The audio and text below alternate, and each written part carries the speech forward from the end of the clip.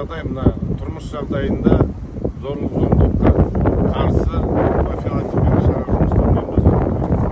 Өздерің білесіздер, мемлекет басшысымен, сонымен қатар ішкі істер министрлігімен тұрмыстық жағдайда болатын қылмыстардың алдын алу үшін бірқатар іс-шаралар жұмыстар атқарылып жатыр. Түнгі мезгілдерде әртүрлі шақыртулар болады тұрмыс жағдайында.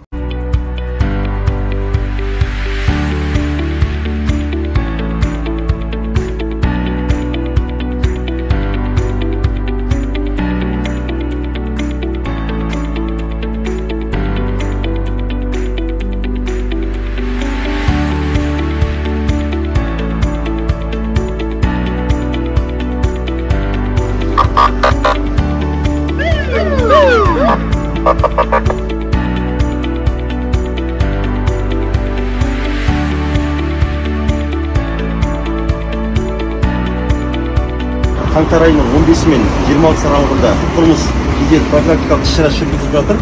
Осыған орай сіздер осындай тұрмыстық зорлық-зомбылықтың куәсі болған жағдайда 102 желісіне хабарлассаңыз болады.